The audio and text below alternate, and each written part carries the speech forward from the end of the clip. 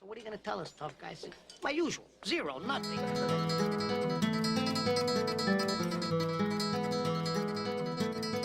Ladies and gentlemen, welcome back to the Pop Culture Podcast. Always takes me a minute because I don't have a producer, so I've got to make sure the computer's recording. I've got to make sure the camera's recording. I'm not even sure about the battery life on this camera. I'm trying to figure out how to make sure this camera operates. I don't know how to operate it properly, and I haven't put enough time into actually reading the manual. So the frustration with that is I finally get it set up on here on top of a frying pan, literally, or a pot, and then I stack it on top of like another. It's literally my sock drawer, which has been emptied out and placed on its side because I need to get a tripod. And so technology is not a strong point. So if you're a producer and you want to help us out a little bit, it'd be greatly appreciated. Because now, like the podcast, it starts, which is fantastic. But the problem is, the back of my mind now, for the whole time I'm chatting to you, I think, oh, okay, well, is it going to turn off? And then if it does turn off, it's fine. I just have to edit it and try and make it look a bit smoother. But I don't know. It's just one of those things you don't want in the back of your mind as you're actually trying to produce just super high quality content, as I'm very used to producing around here, as you're used to me producing around here. It's technology's not a strong point. I call it a growth point. It's something I'm trying to navigate my way through. So we'll do that together. I hope you had a good weekend. It's the sun was out down here. My nose is peeling, which is a sign of a good weekend. It's a sign that I didn't wear enough sunscreen. But it's the way it goes. That's beach life for you. Do you know what I mean? Us surfers, you've got to prove your space in the surf world. Sometimes you've got to come out with a little bit of a peeled nose. There's a saying down here that if your nose isn't peeling, you haven't been surfing, and it's a ridiculous comment. But in fairness, the start of the podcast is the hardest part, but we've done it.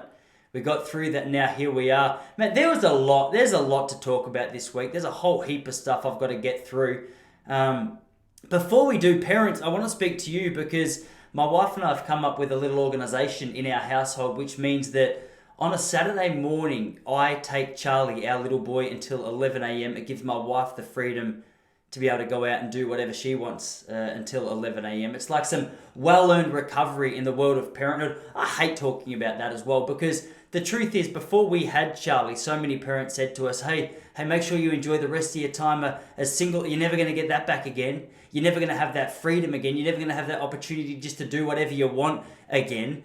And I said, okay, like that's one of the most miserable things you've ever heard. What a narrow perspective that is. What a disgusting way to look at bringing like a human life into the world. What a narrow view of what it is that you've created. And then Saturday morning comes around and I have to have him until 11 a.m. and I think, oh my God, they're right. I wanted to sleep in and I wanted to watch some funny videos on YouTube, and now it's 5 hours. He's woken up at 5:43 because he shat his pants.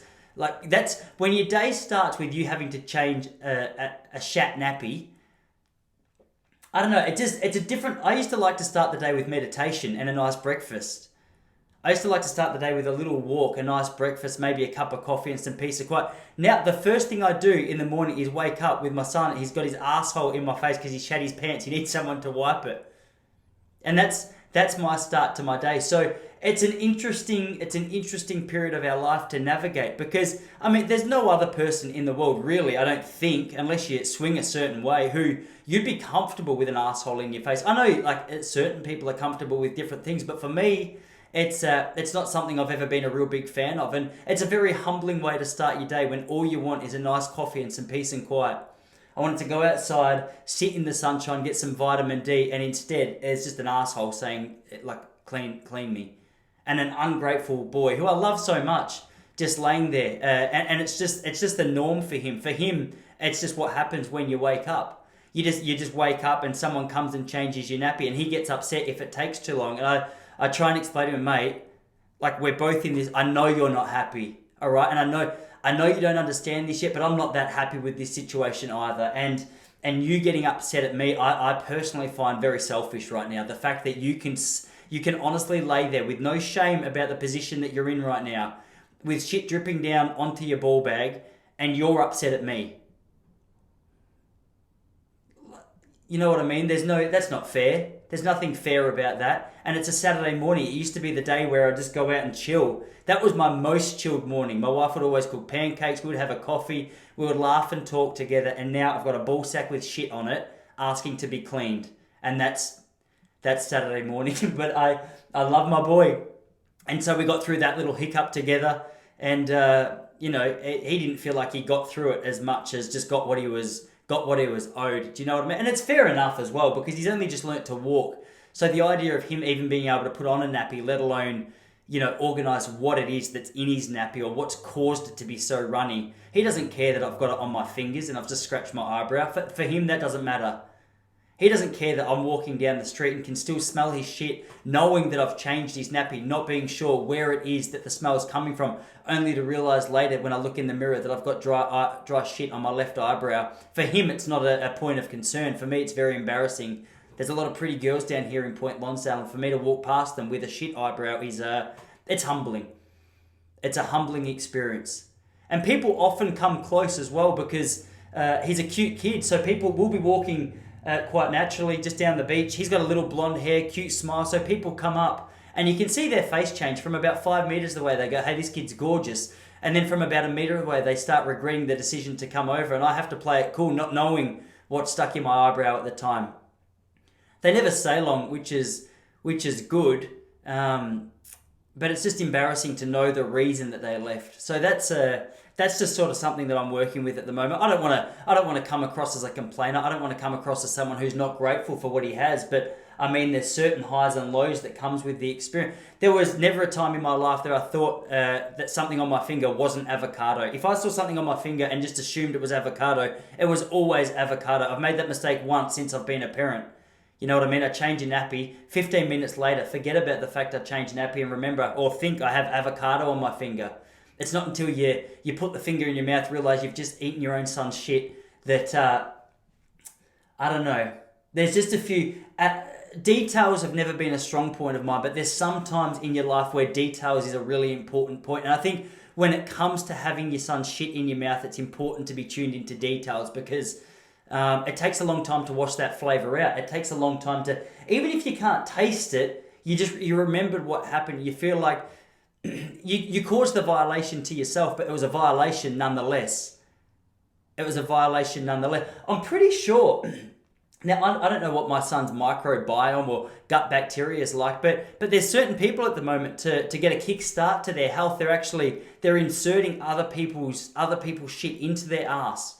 I think a doctor does it. I don't think it's something you have to take home to do by yourself. Like you're not taking home like a little $5 worth of Barry shit to try and squeeze into your asshole when you get home to fix up your gut health. But there's a certain way that you can do it. And I think I don't know, that I'm not a scientist, apart from when it comes to COVID. I'm not 100% sure how it works, but I think the little bugs, those little microbiomes, the little gut bacteria that live in that can actually kickstart your gut bacteria. So if you've got like chronic health issues, that's a really helpful way. Apparently, I don't know how they work this stuff out, and I wouldn't have wanted to be the first guy to try it because, like any trial period, you have to acknowledge that what you're doing might not work. And when you're having another man's poo put into your asshole, there's got to be a point of going, gee, I hope this is not just placebo.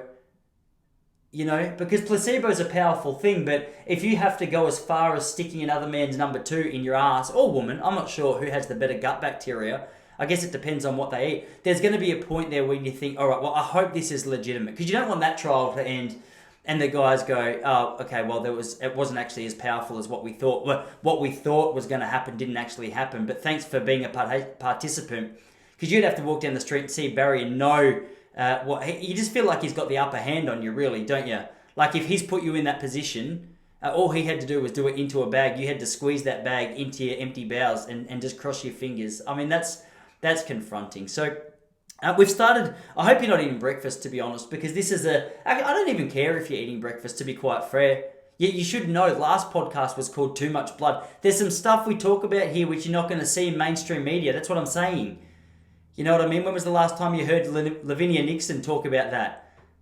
putting Barry's shit in your asshole to try and look after you. The problem is, though, too many people, it's still an easy option. Like, I know psychologically that's a difficult thing to navigate. It's a hard thing to get yourself to do.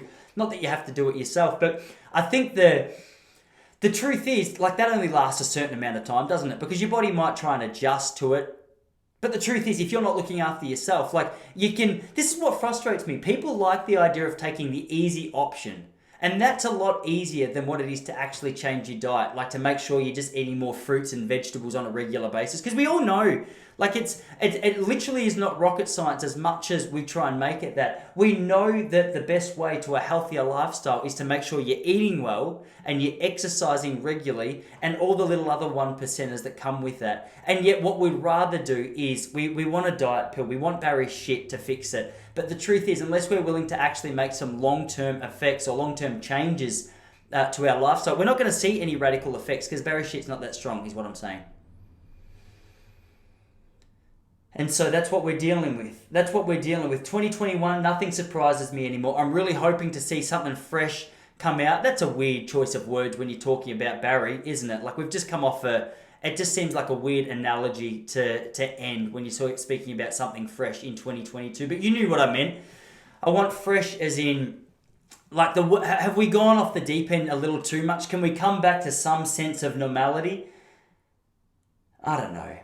If you had to ask me to describe what the year 2021 was in health terms, I would say it was the equivalent of having Barry's shit forcefully inserted into my ass without my consent and knowing that it was a trial phase and probably wasn't going to work.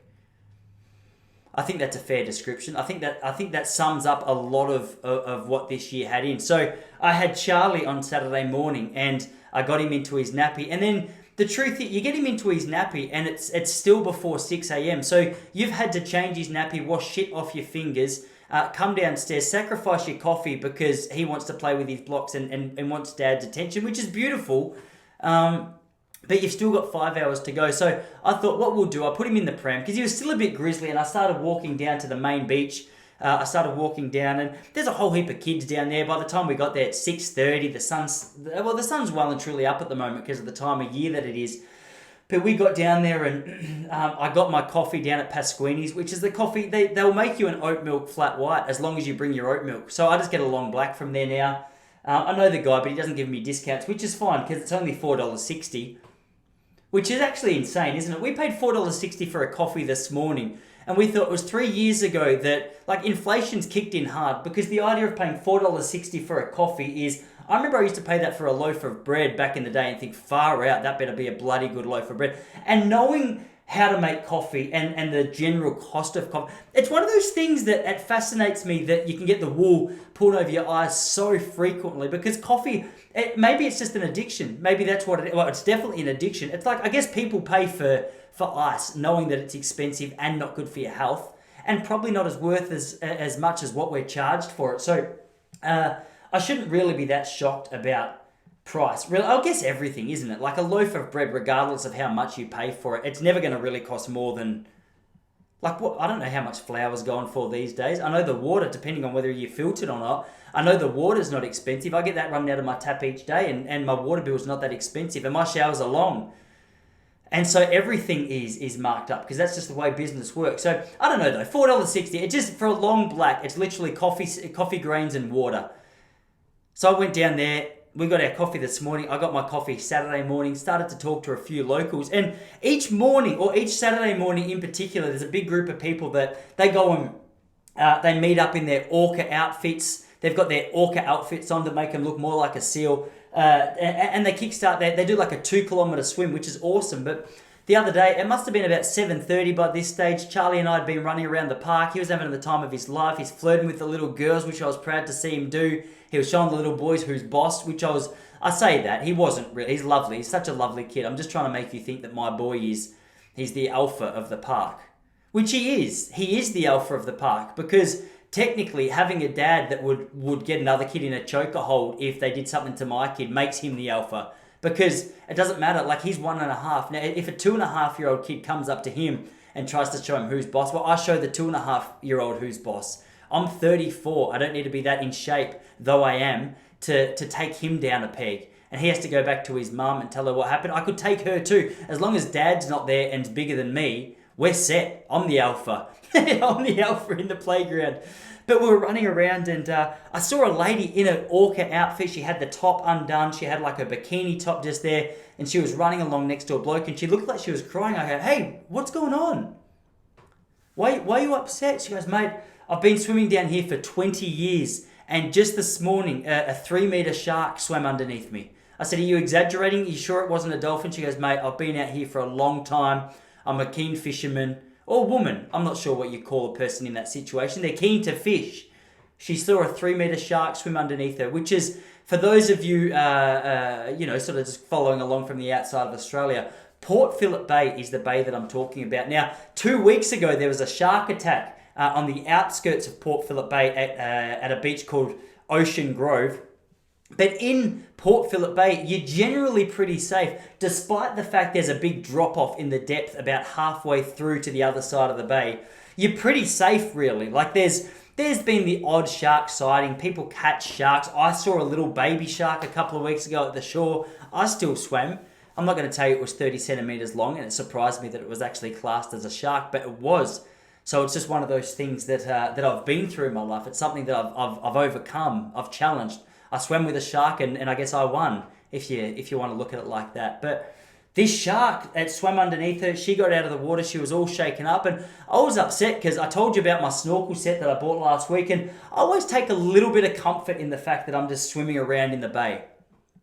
Like, it's a big bay. It's a monstrous bay, to be honest. We have ships, big cargo ships coming in and out all day long. They're a few Ks away, so you don't have to, the noise isn't frustrating. Unless it's foggy and they've got the foghorn going, then it gets a bit noisy and frustrating. But generally speaking, it's a pretty relaxed situation to be in. And I see a few fish out there which are bigger than I would have been comfortable swimming in swimming with just a couple of months ago. But the idea of a shark throws that out a little bit. So I was disappointed because the truth was I wanted to get back out there and snorkel in the afternoon. And I saw a stingray the other day, which was exciting, and then got home. I'm going through a phase where I was a vegetarian and now I'm not a vegetarian. I watched that season of Alone.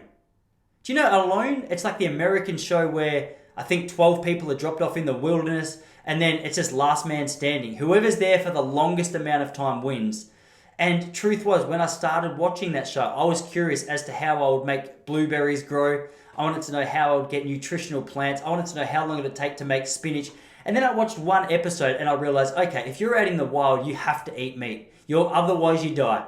It just seems to be a more natural way for people to live, doesn't it? Like, especially when you're catching it in the wild. Like, if you're catching wild meat, which is eating wild food, then that meat's going to be a lot healthier. My biggest problem with wild meat these days is I'm told from our supermarket that it's wild and organic. But then you go to the farm where that meat's grown and it's just they're covered in steroids. The sheep have 6-packs. They've got biceps. When you get to a park or when you get to a farm and the sheep are doing chin-ups, that should serve as a warning sign. There's a cow doing CrossFit. I saw a giraffe running through there. Well, I didn't even know how he got there, to be honest, because I don't think they're not native to Australia. But the cows were doing push-ups, the sheep were doing chin-ups. That's a classic sign that there's too much steroid in your food. When your farm animals that you sing what's that? Old MacDonald had a farm start busting out CrossFit and bench presses. You go, okay, this isn't natural anymore. But you don't see that in the wild. You see these. What are they? They're deer. They weren't deer. They're elk. I've blanked on the, are they deer? This is why I need a producer. I need someone to look that up for me right now because now I have to speculate and you guys have to sit there listening and go, mate, did he really just call a deer a reindeer or whatever it was that I just said? But you shouldn't be so judgmental because that's the course of this conversation is we're going to go into some territory which I haven't had to navigate alone for a long time. And usually it's easy for me just to jump on Google and clarify that answer. But I watched that show and I go, okay, well, I think this is how men were made to be. And we often say the idea, like the thing I used to say, it all started for me because I was standing watching my friend do a fun run about 6 years ago, 2014, 7 years ago. And as I was standing there, a little calf came up, a little potty calf came up and started licking the back of my calf. And I thought, oh my gosh, isn't this is the cutest thing I'd ever seen. One part of my brain says, you cooked would be delicious. The other part of my brain says, I can't ever eat this again. And for 7 years, I can't ever eat this again was the dominant thought going through my mind. But then you listen to 12 episodes of Joe Rogan, you watch a season of Alone, and you go, okay, I'm a meat eater naturally. So now all of a sudden I'm in touch with my masculine side. I found a stick the other day and I've started carving it to make a staff. I'm not 100% sure what I'm going to use it for, but I tell you, it feels good to make. I did the El Camino to Santiago in 2017 with Jesse, and when I was there, there was a bloke called, his name was Wim. I want to say he was German, but he'd been walking for 3 months, and he had a staff which he found in like the forest near his house, and he put a couple of weeks into making it and making sure it was beautiful and making sure it looked good and making sure it was durable. And I kept looking at him, and he was a small man, but I thought that's what a man does. You know, he ate meat for sure. I actually think he was a vegetarian, but he looked like the kind of bloke who should have eaten meat. And I'm not sure. Like, I think there's a lot of health talk about meat at the moment, about whether it's good for you, but no one wants to talk about the fact that we're mass consumers. I think a little bit of meat is fine for your health. Just like a little bit of bread is fine for your health. But if you start making meat your go-to meal 3 times a day, when really you should just have a green smoothie, I think that's where problems kick in. Because this is the one thing that I've learned the last 18 months. Nuanced conversation, it's a more difficult thing to have, isn't it? And I often lean on that. Like, I like the idea of just going, okay, I'm either all in or I'm all out. I'm a vegetarian or I'm just on that Lines diet where all I eat is meat. Because you don't have to think as much. I've got enough to think about. I don't want to have to think about, if I've had the right amount of spinach in comparison to my meat. I'd much rather just find the research that supports whatever it is that makes my life easier and just go with that. And anyway, the thing is, you see this woman who got out of the water the other day, and the fear, which is just like she's overcome with fear. She was shocked. From me standing on the shore, I thought she was carrying on a little too much. You know what I mean? There was a man next to her, just going, "Look, it's fine. You're on the land now." She goes, "No, but emotionally, it really got me. I don't know if I'll ever be able to go back in there again." And hey, I can stand there and laugh because I wasn't in the water, but the truth was, it wouldn't be a conversation to me. If a shark that big swam underneath me, there's no way I get back in that water. And my mindset up until about 12 months ago was I would have been all about protecting the shark. But I think the thing for me is I'm not comfortable with the idea of hurting an animal, but they're not fussed about hurting me, are they? Like, that shark, if it was hungry, it wasn't going to hesitate to attack Heather. She was very lucky that shark had just eaten a seal, or at least a big fish, because his appetite had been satisfied at least temporarily. So Heather wasn't as appealing. Do you know what I mean? Like, it's hard for me to walk past a bowl of oats, especially with coconut milk. But if I've just had a bowl of oats, or at least a small snack, if you've got a bowl of oats in front of me, I'm less likely to eat it. It's just the nature of the game. I think it's just the nature of survival. Yeah, is it? I'm speculating here. But anyway, it's thrown a spanner in the works for my snorkeling, which is probably okay. Like, my wife gives me a hard time based on the snorkel set that I use. She thinks I need to harden up a little bit, which is probably true, because the idea, like, the shark didn't even attack this person, let alone, it didn't even touch this person, let alone attack her. And so I'm using that shark as an excuse not to get back in the water. But my wife says, babe, this is the thing. I think there's some evidence to suggest that Australians are soft, and I don't want to fall into that category. Australia, we love to promote this idea that we're so tough, don't we? Like, I reckon I've travelled overseas, and I play the game as well. I fall into this category of going, okay, I'm an Aussie. Like, how do people see Aussies? Well, before the internet was a thing, before COVID was a thing, there was a stereotype that we're like Crocodile Dundee. We fight crocodiles. We don't give a crap about germs and danger because we're here to take it, because we've got a knife that's gonna help us get through it. We're the sons and daughters of convicts. We're gonna navigate our way through any difficulty. And now the government says you can go outside again, and we put ourselves in self-imposed lockdowns because we're too scared about it. But like, we're 30 years old and we're afraid of this COVID, despite statistics. How is this still happening? Like, what is Australians? I'm going to put it out there. I think Australians are the softest. I think we're the softest country in the world. I think it's true.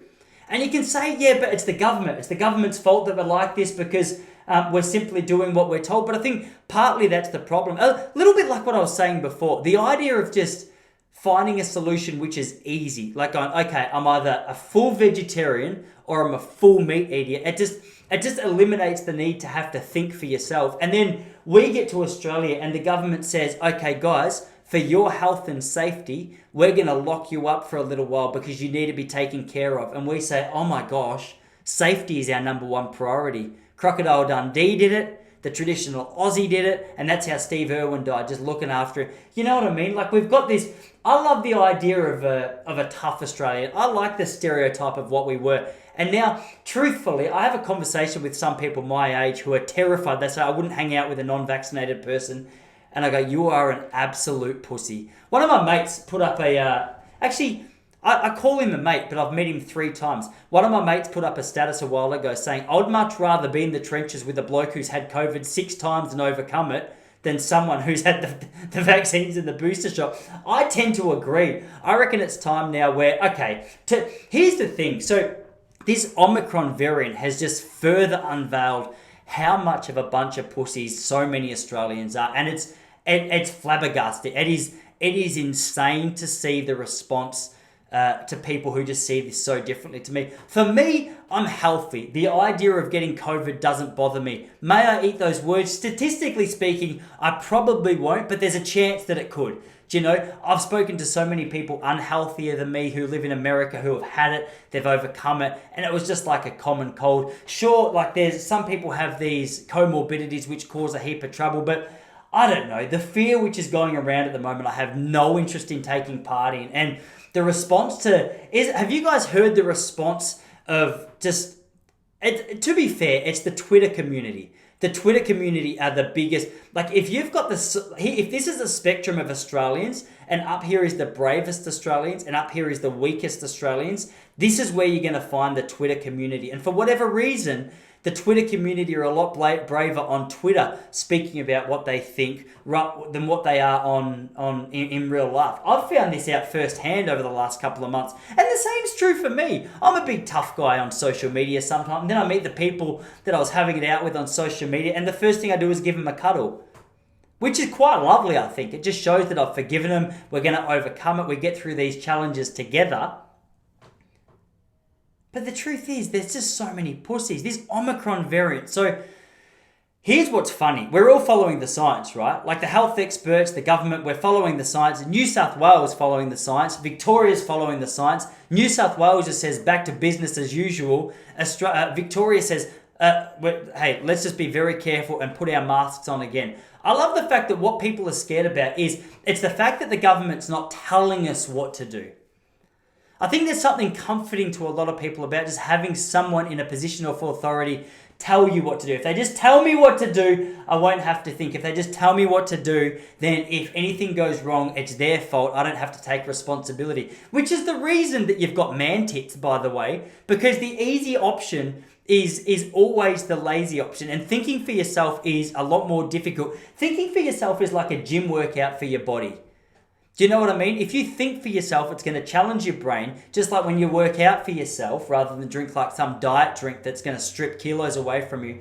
It's a workout and it's harder. And I get why people don't like to do it. And I get why the people who nurse those man boobs might want it, because statistically, they're actually more at risk of actually suffering from the consequences of COVID than what a person without the man tits are who has actually taken care of themselves. And people hate this. I've been watching, it was so funny yesterday, I was watching an ABC clip from earlier in the year speaking about how much of a great inspiration Israel was, getting on the front foot with these COVID vaccines, getting the booster shots out there. It's going to be so interesting just to see how far ahead of the rest of the world they are. And then all of a sudden cases skyrocket and we go, hang on a second, these vaccines were supposed to help us. And so why is it that we're still getting absolutely pumped with COVID? Well, it turns out we're just in a trial phase at the moment. We're not 100% sure what works and what doesn't, but we're going to figure it out together. We're going to get through it together. Anyway, it's so Dominic Perrottet, he's the New South Wales Premier. He's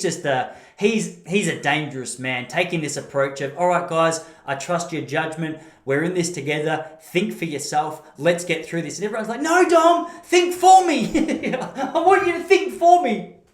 Think for me. I'm 12 years older than you, but I'm too scared to think for myself. I'm flustered, I'm terrified, and I need you to guide me through it. Yeah, that's what leadership is, though, isn't it? Like leadership, I guess, regardless of what side of the fence you have to, or you sort of sit on, leadership, you're going to cop hate from. I think it's hard for me to hear Dom cop hate from all the little bitches. But there are exceptions to that rule, I guess. I've got a friend of mine who has a daughter who she's like permanently on oxygen. So she's permanently on oxygen, and I get people like that being very nervous about it because COVID in their family might be. It might be a bit more serious than what it would to the rest of the world, just like a flu or a cold would be. But they're smart enough to think that for themselves. They don't need a governor or a premier to tell them that. So am I right? Am I being too hard on Australia? I'm not being too hard on Australians. Australians, I think it's time to grow some balls. Do you know what I mean? When we have our Victoria Bitter, when we have that one of the main selling alcohol companies in Australia telling us what we should be doing for our health, we know we're in a sticky situation. When McDonald's, did you see the little initiative that McDonald's is taking? I can only assume that this is true. I mean, I saw it on Twitter, so what could possibly be false on Twitter? But McDonald's has just released a new chip packet, ironically. So McDonald's has a new chip packet with a needle on it, encouraging us, reminding us to go and get the jab. Now, if we can't acknowledge the absolute hypocrisy of a statement like that coming from McDonald's, surely this conversation it's just not worth having anymore. Is it? Because we just can't talk openly. We can't talk when a company who's so responsible for actually just helping or contributing to the absolute just smashing of people's health, surely the conversation's not real anymore. You can't even post opposing views to the mainstream narrative on YouTube anymore without your videos being blocked and flagged. And Twitter's just come out with like a whole new set of what do you call it, guidelines about what is acceptable to speak about in regards to COVID on Twitter. They don't even line up with the CDC. They don't even line up with the World Health Organization. They've gone a step further than these organizations. Now, we look at the World Health Organization now as, I'm not sure, like in my household, for good reason, they're just too affiliated with too much bullshit. You know they're being paid off. You know there's a lot of money coming at them. You know mainstream media supporting. You know it's not a genuine conversation. So I hear World Health Organization start talking. I go, oh, okay, really? Like, how do I listen to you anymore? Because here's the thing. How do you know who to trust? I heard Dr. Peter McCullough, like everyone did, on Joe Rogan's podcast just a couple of weeks ago. And I've been following McCullough, not pretty closely, but well enough for a few months. And he's been... For 40 years or for 30 years, this guy's been like a really highly regarded doctor in the world of cardiology. He's one of the most published doctors of all time in his particular field. He's a highly, highly respected doctor and has been for his whole career. And then he comes out with his findings and research about COVID, and it doesn't line up to the mainstream narrative, and he comes out with some alternatives, and he said, hey, I know we're putting so much focus on just the vaccine, but what if, rather than just focusing on the vaccine, we focus on some actual home treatments for when you get sick? And this makes sense to me because the idea is, like, all our resources seems to have just been put into this world of, all right, get vaccinated. Then whatever happens after that, it's just like, all right, fend for yourself. The idea of actually being able to... look after yourself a little bit from home seems to make a little bit more sense, doesn't it? I don't know. It's just hard to trust. I saw a cool image of CNN just this morning. Their last 12 months of statements in one beautiful image all collated together. The first one was like, vaccinated, you'll be able to go around without masks. Second one, vaccinated might still need masks. Third one, all right, we might need a booster shot before we can get outside. Next one, we need another booster shot. It just keeps going on and on and on. So anyway, I don't want to talk about COVID again. We've been talking about COVID so much lately. So let's get into something less controversial. Like Louis C.K.'s just released his new special, which I love. And speaking about the story not being able to get out there properly, Louis C.K. is a classic example of someone that you and I don't actually know the story of what happened with Louis C.K. do. We don't genuinely know. Have we heard from any victims yet? I'm not sure. I love the fact his special's called Sorry. That's very funny. If you don't follow the comedy world very closely, Louis C.K. got done. He got Me Too'd. He got in trouble because apparently he locked people in his room. I don't know if he locked. I shouldn't say locked. But he invited people into his room and asked them if he could masturbate in front of them, which is, it's never a good look. I've never done that with any family friends or even really close friends of mine who I feel I trust. I'm not saying I think it's a good idea. I mean, I can see, like, everyone has their thing, don't they? That's what he talks about in his last special. Some people have their kinks. I've got a friend of mine, he's into feet. I personally don't get it, don't understand it, would never request a foot in my face. You know what I mean? It's just not something I'm into. Especially when I see all these hippies around here walking out barefoot. Not that I need to worry about what everyone else is doing, because the truth, I've got a beautiful woman who I'm sure, I think she washes her feet regularly. I'm pretty sure. She's got quirky little toes as well. It's not something I'd be that interested in having in my face. But what I'm saying, it's different horses for different courses. You know what I mean? It's different hoofs for different... what do you say? I don't know. It's different horses for different courses. Let's just stick with that. It's an analogy. It's a metaphor. It's a metaphor, isn't it?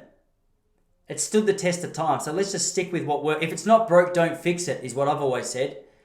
Which is another quote I've stolen from someone, but it works. If it ain't broke, don't fix it. That's the word on the street. So Louis C.K., he's come out. Man, this guy's been through the ringer a little bit. Like, it's so interesting, especially in a time where, I mean, it's not necessarily new news that the media lies straight to our face, but to be honest, the amount that they lie straight to our face has been my big takeaway of the last 18 months. I was quite convinced that they might have been a little bit biased. I didn't know they would so comfortably just lie straight to my face. So if they're doing it about this, they're going to have no issue doing it about Louis C.K. or someone who goes against their mainstream agenda. Now, just to clarify and just to reinforce, I'm not that into the idea unless someone's given you permission to masturbate in front of them, which apparently in his situation they did. I don't think you should be doing it. Is it weird? Still a little bit weird. I get uncomfortable doing it in front of my wife, and we've been married for 10 years. It's a humbling pose. There's not many poses that could leave you in a more of an awkward sort of position. You can't do that and look confident. There's no way you can stand there hunched over, going at it just on yourself and look like a well-established, confident man. Though well-established, confident men do it. And so that gets us into a pickle. But Louis C.K., what do you think about that? I think he's a funny man. I'm really looking forward to seeing his special. I think it's going to be funny to watch. It's good having people like him who you know are just speaking openly. Well, you got to dance around this one because you don't know, do you? Like, just because he's not being open about what he's done, like he got called out. I don't know. Comedy's beautiful for that reason. I feel like in a lot of senses they are the truth tellers, though. It's a weird comment to make at the moment in the era of Bill Cosby, in the area... I'm not going to say Louis C.K. I'm not putting him in that category because he asked for permission. I don't think Cosby did. I think Cosby just spiked the drinks and said, all right, let's just see what happens. I'm Bill Cosby. Wake up. Ooh. It's, I don't know where we're going with that. Where do you go with that? You shouldn't really venture down that track because it's highly controversial and he's highly unattractive. That's the thing as well. Like, you would think a man of his caliber, a man of his fame, of his wealth, of his power, despite his age, like fame, wealth, and power, you would think would lend itself to you being able to pick up even much younger women. I went to a Paul Kelly concert in London a few years ago, and Paul Kelly's not a great looking man, though he is a great musician. No offense, Paul, if you happen to hear that. Like, I think you would agree. I think your charisma, I think your charm, I think your songwriting, the fact that you're in touch with your romantic side a little, I think that's what's attractive about you from a man to another man. I just don't look at you and think, man, you're super attractive. And that's fine because but you don't have to be super attractive because as we've established, fame, money, power are attractive things. So I went to his concert in London, and despite not being the best looking man at the concert, I went out the back to wait for him because I wanted to meet for him. And a girl, she was about 23 years old, said to me, now this is no joke, I'm not just making this up. She said, I don't find him attractive, but if you let me sit on his face, I'll do it. And I said, beg your pardon, I've only just met you, first of all. That's a very forward comment. I can't believe you haven't even asked how I'm going just yet, and you've told me what you would let Paul Kelly do.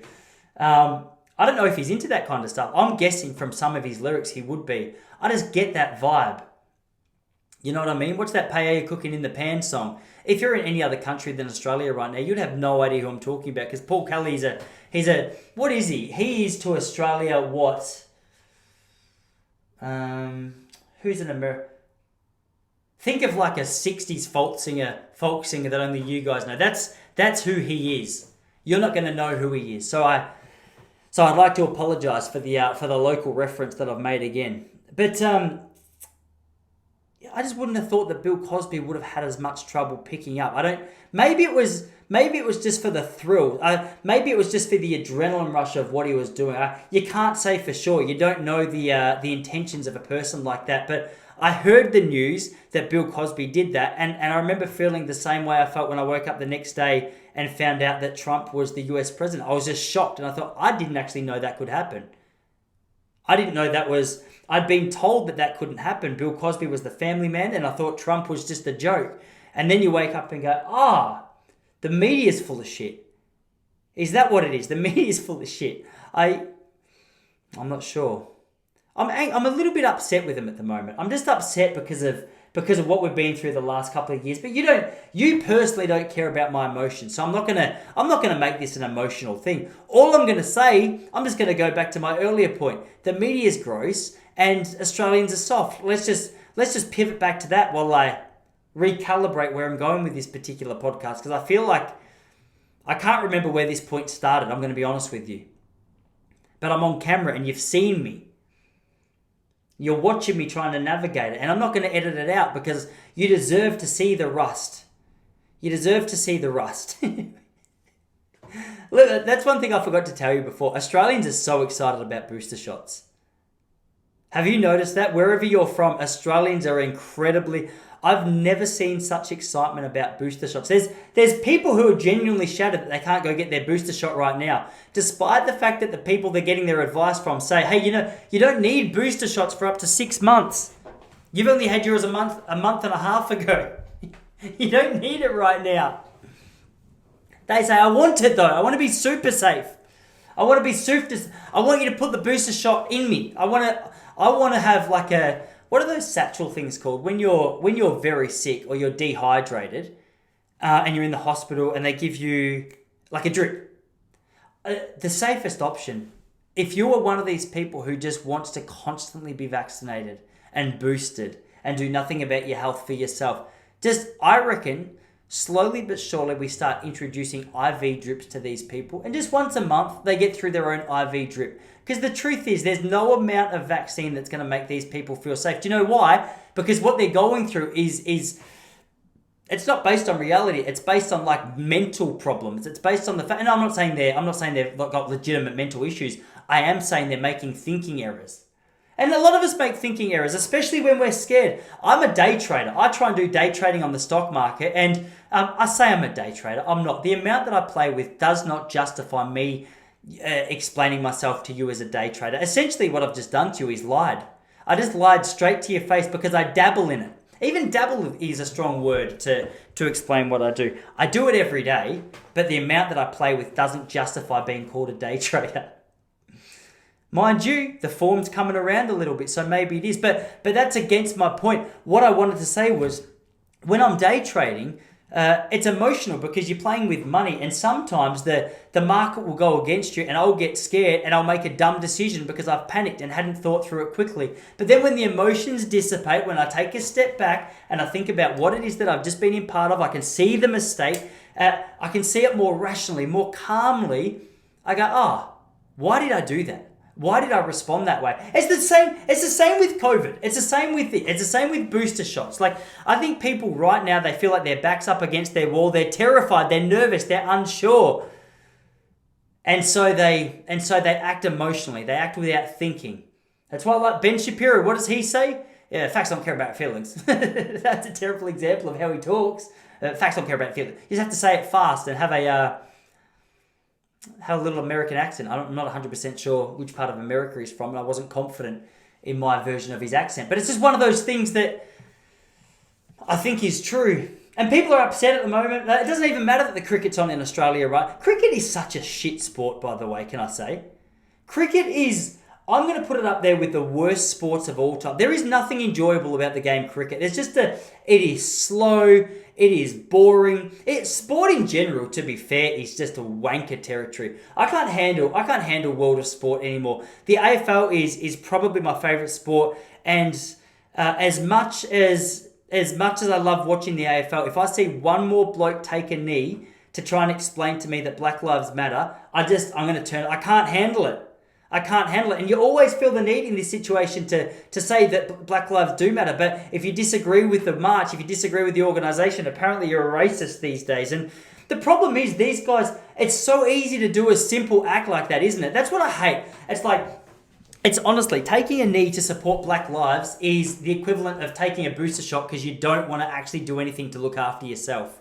It's the equivalent of just relying on the government to tell you exactly what to do. Because taking a knee, it takes zero effort. It takes zero care. You don't genuinely have to care about anything that you're taking a knee for. You just do it as a virtue signaling act. You can just do that to get away with not getting in trouble, not being called a racist. And I get why people do it, because you don't want to be called a racist. No one wants to be called a racist.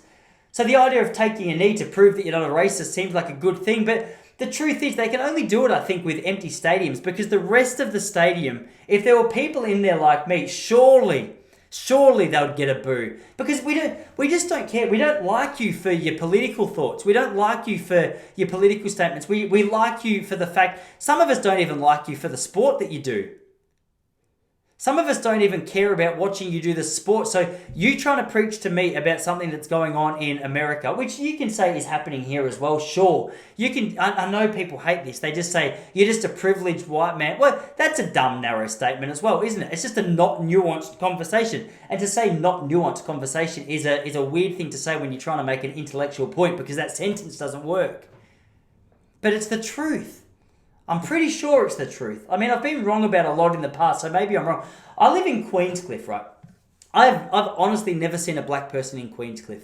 That's not why I moved here. It's got nothing to do with it. Imagine if I told you that's why I came here. I moved to Queenscliff because I've never seen a black person here. That's where issues start to sort of boil up. But there's a cafe in Queenscliff, and it's got a sign on their front door, and it just says, Black Lives Matter, science equals violence. Or silence equals privilege. And I go, mate, you live in a town where there's zero black people. What's happened here? Does that make sense to you? Surely if what you're saying is something you really believe, you go and live with people who you believe their lives are just being destroyed. Surely you go and help them. If you genuinely believe these people are at that much of a disadvantage to what you and I are in this culture, in this town, surely you're in the wrong place. Like, your very sign isn't that a glance of hypocrisy going on in your own? I don't know if that's right. Seems to be, though. I was going to go get a coffee and I thought, mate, all I wanted was a soy flat white. I didn't want your political statement. I'm going next door. So I go next door, they go, have you got your Vax passport? I thought, fuck me, where do I have to go to get a coffee?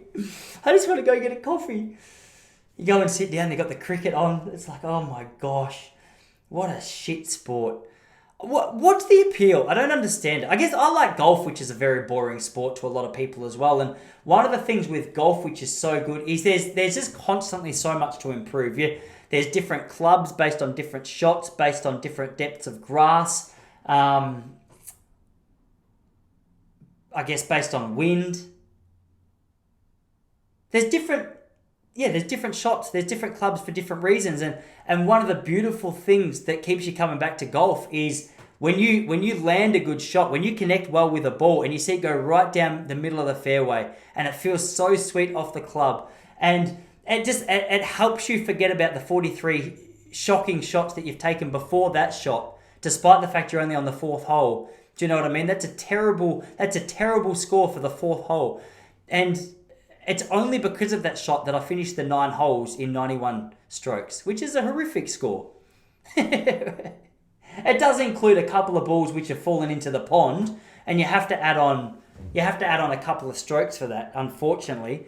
But But I guess that might be the appeal of cricket. Who am I, though? I used to be a distance runner. Distance running is the most boring sport in the world. You always know the Kenyan or Ethiopian's going to win, or some other African. The Aussie guy, at least you're Stewie McSwain, my boy, my mate. Stewie McSwain's run 3:29 for 1,500 metres. Again, I call him a mate. Not necessarily true. I just had him on my other podcast a couple of times. So in my head, we've established some kind of a friendship. He's one bloke that you don't see him. Mind you, you don't really see people taking a knee before the 1,500 metre final. I think because if you take a knee before a 1,500 metre final, you need to be on the moment the gun goes. And if you take a knee, you're going to seize up ever so slightly. You want to be doing a stride before you get out there and start running. Anyway, hey, I bumped into a Russell Brand video last night. He had a word of the week. I thought he's the kind of guy I like listening to because I find him very funny, and despite the fact I think he sometimes uses words that are unnecessarily, it does make him sound incredibly smart. And his word of the week this week was hermeneutics, and I thought, you know what, I'm going to create a file in my phone, and every week I'm going to do the word of the week with Russell Brand. Hermeneutics. I went to Bible college for a couple of years and I knew this word. It essentially refers to a branch of knowledge that you use to help interpret biblical stories. You can use it for other texts as well. How much of a wanker comment, how much of a wanker rant am I on right now? Like, there's no way to talk about literature without so even the fact that I use the word literature is questionable. Maybe I shouldn't do this word of the week because I'm the kind of guy that once I start learning words, I start to practice them. And once I start to practice them, I'm going to sound a lot smarter, which is fantastic. I'm happy to do that. But that's a dumb thing, isn't it? Like, just does actually having some knowledge about a word, like does having a broader vocabulary actually mean you're smarter? I'm not sure it does. I know a lot about running, but that doesn't necessarily mean I'm smarter in general. Another nuanced term, you can't just be throwing blanket statements around like that and assuming that it fits whatever it is that you're talking about, can you? Anyway, hermeneutics is the word. Did you know that word? Hermeneutics. Essentially what you want to find is you want to find a word with, like, preposterous. So preposterous essentially just means it's outrageous. Like it's got a bit of a negative bias. It's outrageous in a negative kind, in a negative way. I think that's how I've defined it. I'm not 100% sure whether Google.com define preposterous would define it, but that's where I'm at. This is the thing with this podcast. You never know where it's going to go. It's a mixed bag. It's a surprise. And if you're still here, it's your own fault. This is a shirt my wife bought me for Christmas. She gave it to me early because she thought when we went to a protest a couple of weeks ago to protest the vaccine mandates, and there was a person there that said, "Good people disobey bad laws." And she thought that was fantastic and she loved it. So she surprised me with it. But the only place I'm ever going to wear it is on this podcast, because if I wear it outside of this podcast, or if I wear it outside, people are gonna think I'm a wanker. Because as cool as that statement is, it applies to everything. And like, there's certain things that good people disobey bad laws. If I said that because I was dealing ice to a 12-year-old, like, who defines what the good law is, I guess, is my question. Who defines what it is that you should be allowed to break? I'm wearing this shirt in reference to like mask mandates and vaccine mandates because I think they're silly. But some people think driving the speed limit is silly. And just because Michael Schumacher, well, that's a bad example because he's not a good driver anymore because he's in a coma. He's in a coma because of a skiing accident a few years ago. But before that skiing accident when he wasn't in a coma, he was a very good driver. I don't know how his health is gone. I hope he's doing well, but he was a very good driver before then. But that didn't matter. Like, if he was on the road, he would have to drive 100k an hour. Now, it doesn't matter if he got pulled over and said good people disobey bad laws, because the police officer would say, like, cool chat, mate. But Mikey, that's a $400 fine. So I don't know where the line is with a shirt like this. It feels good to wear it, and I'm happy to break the bad laws because it makes me feel like I'm doing my part for society. Am I? I'm not sure. I'm not 100% sure if it's doing anything, but that's just what the YouTube video I was watching the other day was telling me. I spend a lot of time on YouTube, it's funny as well because people often say to me, like, especially around vaccine mandates, oh yeah, mate, keep watching your YouTube videos because you're obviously not following mainstream science. You know what's so ironic about that? You can't say anything which is not mainstream on YouTube anymore. YouTube is perhaps the most mainstream, non-mainstream format of information presentation as there is out there. YouTube has become so mainstream now that if you're not saying what the CDC or what the project here in Australia are saying, what you're saying is going to get banned or flagged or demonetized. So that's a weird statement. I think about that now and I think, oh, well, I think the people truthfully who are being most misled are probably watching more videos on YouTube, which is ironic because I spend a lot of time on there. And just, have you guys noticed they've really ramped up the ads?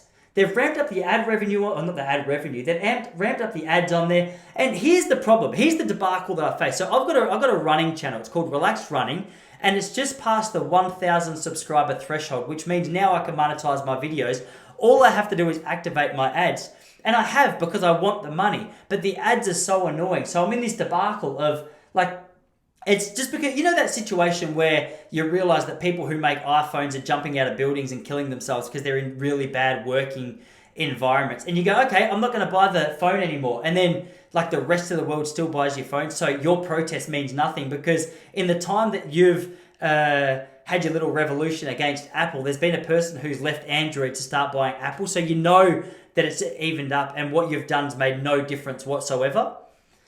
That's the situation I face because I'm like, well, stuff it. I'm not going to have ads on if this is what I have to experience on here because they've really ran. I reckon for every 5 minutes of video you watch, you have to watch a minute worth of ads, which is incredibly painful. But I get the situation because I've just monetized my videos because I want the money.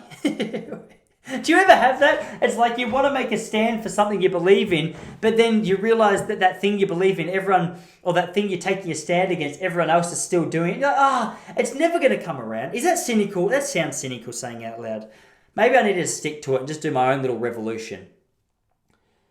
Because at least then you can look at yourself in the mirror and feel good about what you've done. You don't have to feel guilty. Like, I guess even if you're buying Nikes and iPhones after the fact, you know, people who are making them are killing themselves because of the work environment. I've heard that. I don't know if it's true. I think it is. Apparently some of these places in China that the iPhones are being made out of have nets around them so that the people who jump, they don't kill themselves anymore. They just get a sore foot or like a leg stuck in the net, which is not funny. It's not something you should laugh at, but just that image in my head in that moment, not thinking about what I was talking about, made it sound incredibly funny. So anyway, I'm in a debacle. I bet this shirt was made in China. This is the thing. Like I've got, actually I'm going to tell you right now.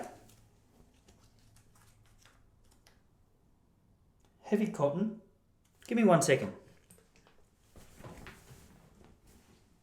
I've been working out, so if you can see my shoulders, don't. 100% cotton. Dominican Republic, actually. I'm not 100% sure what the working situation is in Dominican Republic, but I can tell that it's this is not an expensive garment. I can tell by the way that the text is printed on the shirt, but Dominican Republic, are they known after? I'm going to Google that when I get out of here. I'm going to Google whether Dominican Republic's actually a place where the workers are looked after. But anyway, that's my little thought for the day. Thanks for being here. I'm glad that you're over here. Hope you enjoyed that one. I hope you're having a good rest of the week. Don't be a pussy. If you're an Australian, stop being a pussy.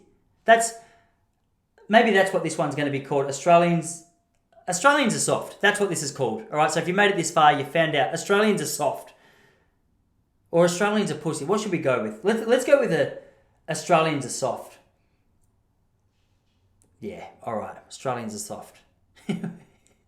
Anyway, you guys have a great rest of your week. All right? And I'll see you all here next week.